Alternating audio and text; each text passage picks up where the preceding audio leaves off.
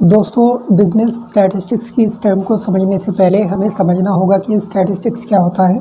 उसके बाद ही हम इस पूरी कॉन्सेप्ट को पढ़ पाएंगे। स्टैटिस्टिक्स जो होता है वो होता है एस्टिमेशंस, प्रोबेबिलिटी, फोरकास्टिंग। ये सब जो भी कॉन्सेप्ट्स हैं, ये सारी चीज़ें स्टैटिस्टिक्स हैं। कुछ इन्फॉर्मेशंस को इकट्ठा करते हैं और उन सभी इन्फॉर्मेशन को इकट्ठा करने के बाद उनसे हम कोई अंदाज़ा लगाते हैं किसी भी काम के होने या ना होने के बारे में, तो वो डाटा बन जाता है स्टैटिस्टिक्स को समझने के लिए एक एग्ज़ाम्पल ले लेते हैं।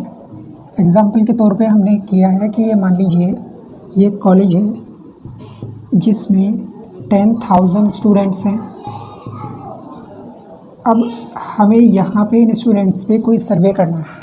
उन 10,000 स्टूडेंट्स की हमने डिफरेंट क्लासेस की बात की है कि कितने स्टूडेंट्स रिसर्च में हैं, मान लीजिए एमफिल में हैं या पीएचडी कर रहे हैं, कितने स्टूडेंट्स इसमें बीएससी या एमएससी का कोर्स कर रहे हैं, बीए एमए कर रहे हैं, बीकॉम एमकॉम या पीसीए एमसीए। हमें इन सभी स्टूडेंट्स के बेस पे एक रिसर्च करनी है, एक इन्फॉर्मेशन हमें कलेक्ट करनी है और उन इन्फॉर्मेशन को कलेक्ट करने के बाद हम उसको यूज़ करते हैं अपनी फ्यूचरिस्टिक कैलकुलेशंस को करने के लिए और उनसे आने वाले टाइम के लिए रिसर्च करने के लिए कि फ्यूचर में हम कैसे कैसे उससे डिफरेंट इन्फॉर्मेशंस कलेक्ट कर सकते हैं और किस तरीके से हम आने वाले टाइम के लिए एस्टिमेशन लगा सकते हैं।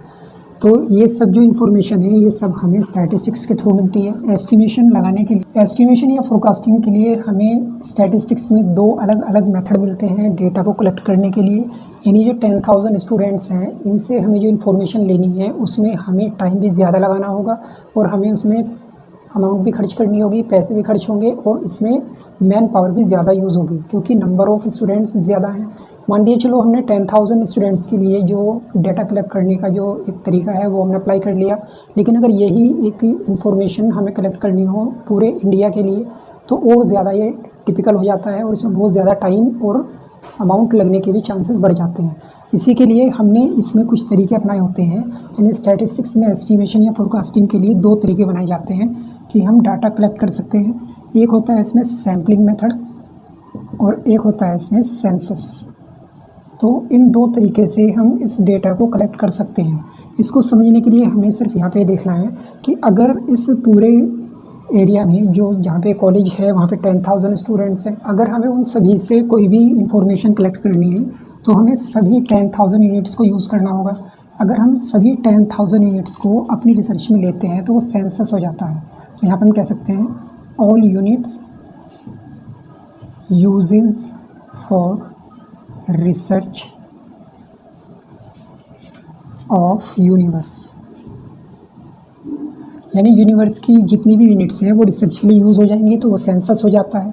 लेकिन अगर हमारे पास इतना टाइम, इतना पैसा और इतनी मैन पावर नहीं है कि हम सभी यूनिट्स को यूज़ करके अपनी रिसर्च को कंप्लीट कर सकें, तो उसके लिए हमारे पास एक सेकंड मेथड होता है जिसको हम कहते हैं सैम्पलिंग मेथड।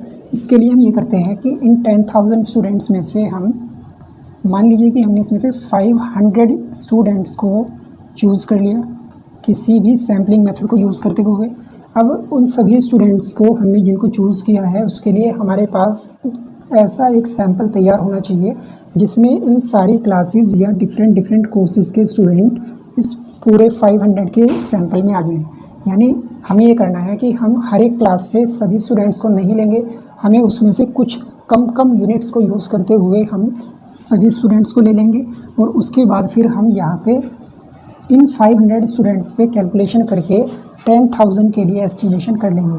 तो ये हो जाता है यहाँ पे सैम्पलिंग मेथड, जो एक तरीके से हम ये कह सकते हैं कि पूरी तरह से रिप्रेजेंट करता है इस पूरी एनवायरनमेंट को, इस पूरे यूनिवर्स को। अब ये जो सभी 10,000 यूनिट्स हैं इस पूरे एरिया में जहाँ पर ये हैं उसे हम कहते हैं यूनिवर्स।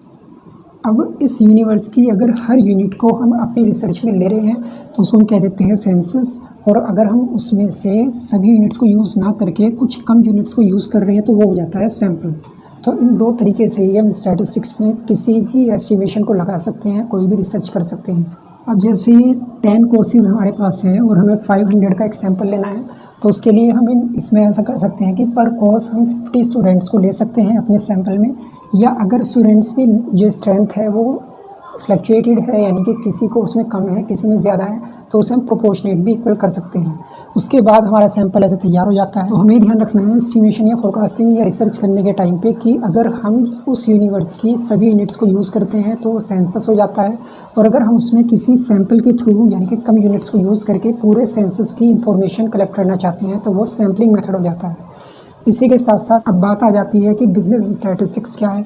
बिजनेस भी एक ऐसी टर्म है जहाँ पे हम मॉनेटरी फॉर्म में कोई भी लेन देन करते हैं, ट्रांजैक्शन करते हैं, और बिज़नेस में हम चाहते हैं कि हमें प्रॉफिट हो, यानी कि बिज़नेस जितने भी किए जाते हैं वो सभी इस थिंकिंग के साथ किए जाते हैं कि आने वाले टाइम में हम जितनी भी काम करेंगे उसमें हमें प्रॉफिट होता चला जाएगा, यानी कभी भी हम ये नहीं सोचते हैं कि हमारे बिज़नेस में लॉस हो जाए।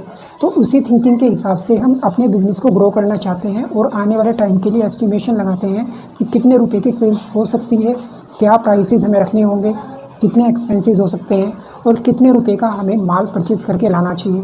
तो इन सारी चीज़ों के लिए हमें ज़रूरत पड़ती है बिज़नेस के जो प्री टाइम जो जा चुका है, बिज़नेस में जितने भी अपने पास्ट में अलग अलग एक्टिविटीज़ की हैं उस रिकॉर्ड को हमें यूज़ करके आने वाले टाइम के लिए एस्टिमेशंस लगाने होते हैं। तो बिज़नेस के डाटा को यूज़ करते हुए हमें जब भी कोई एस्टिमेशन लगाना हो तो बिज़नेस स्टैटिस्टिक्स के अंडर में आ जाता है, जहाँ पे हम बिज़नेस के फ्यूचर के लिए सोचते हुए रिसर्च करते हैं, फ्यूचर के एस्टिमेशन के लिए, फ्यूचर की सेल्स के लिए, फ्यूचर के लिए जो हमारे एग्रीमेंट्स हैं, फ्यूचर के लिए हमारे जो एस्टिमेशंस हैं, फ्यूचर के लिए जो हमने स्टैंडर्ड सेट किए हुए हैं उनके बारे में हम पहले ही सोच लेते हैं और उसी के अकॉर्डिंग अपनी इनकम को ग्रो करने की कोशिश करते हैं, उसी के हिसाब से अपनी स्ट्रेटजीज़ बनाते हैं और उसी के हिसाब से हम अपने मैनेजमेंट को सेट करते हैं, अपने ऑब्जेक्टिव्स को सेट करते हैं।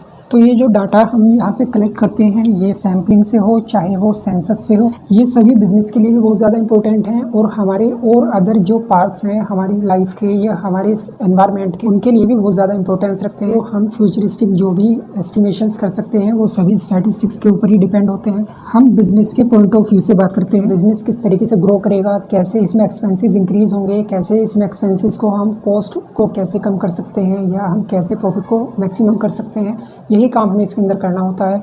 तो बिज़नेस के सारी इन्फॉर्मेशंस को जब हम कलेक्ट कर लेते हैं जो फ्यूचर के एस्टिमेशन के लिए तैयार की गई हैं, तो उसके लिए हमें कुछ चीज़ों को यहाँ पे फाइंड करना होता है, जिसमें आता है मेजर्स ऑफ सेंट्रल टेंडेंसी। तो जो एस्टिमेशन होता है वो ही होता है एक ऐसी इन्फॉर्मेशन जो हम एक ये कह सकते हैं कि बिज़नेस उस लेवल तक तो पहुंच ही जाएगा।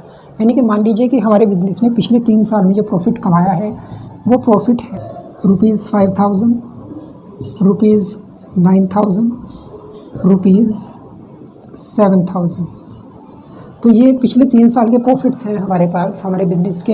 अब अगर हमें आने वाले टाइम के लिए अपना एस्टिमेशन लगाना है कि कितने रुपए का प्रॉफिट हमें हो सकता है, इसके बेस पे ये बता सकते हैं कि अब करंट ईयर में या आने वाले टाइम में जो हम जिस भी टाइम के लिए हम एस्टिमेशन कर रहे हैं वहाँ पे प्रॉफिट कितना हो सकता है। तो उसके लिए हम यहाँ पे एवरेज का काम कर लेते हैं। एवरेज प्रॉफिट आ जाएगा यहाँ पे 7,000 कि लगभग 7,000 रुपये का प्रॉफिट तो हमें यहाँ पे होना ही होना है। अब अगर हम अपनी सेल्स को इंक्रीज़ करना चाहते हैं तो हमें देखना होगा कि हमने प्रीवियस ईयर्स में कितने रुपीज़ की सेल्स की है और उनसे हमने कितना प्रॉफिट जनरेट किया है और हमने उस पर कितने एक्सपेंसेस किए हैं। उन सारी इन्फॉर्मेशन के बेस पे ही हम नेक्स्ट ईयर के लिए एस्टिमेशन लगा पाएंगे कि कितने रुपए की सेल्स हमारी हो सकती है और उसके लिए हमें कितने रुपए के एडवर्टीजमेंट एक्सपेंस को इंक्रीज़ करना होगा। तो ये सारी इन्फॉर्मेशन कलेक्ट करने के लिए हमारे पास जो बिज़नेस का डेटा होता है वहाँ से हम सेंट्रल वैल्यूज़ फाइंड कर लेते हैं। सबसे पहले उसमें आता है mean, median, mode, mean deviation, standard deviation.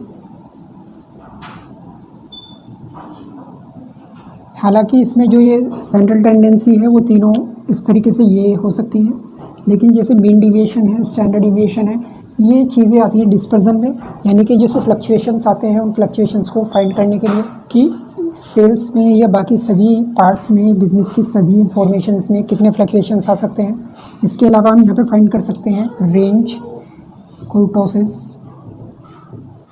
Correlation, index number, time series, इसके बेस पे ही हम मैथमेटिकल यूनिट्स को यूज़ करते हुए ही हम किसी भी फ्यूचरिस्टिक एस्टिमेशन को फाइंड कर सकते हैं, किसी भी एस्टिमेशन को हम एक सही पॉइंट पे लाके यूज़ कर सकते हैं। सभी चीज़ें हैं जो हम बिज़नेस के लिए यूज़ करते हैं। एक बेसिक जो इसके टूल्स हैं बिज़नेस के वैल्यूज़ को फाइंड करने के लिए, इसके फ्यूचर को एस्टिमेशन लगाने के लिए, तो ये सब चीज़ें यूज़ होती हैं। इसके बाद ही हम किसी भी रिसर्च को कर सकते हैं और अपने फ्यूचर के लिए, आने वाले टाइम के लिए एस्टिमेशन लगा सकते हैं। यहाँ पर दो बातें में ध्यान रखनी है।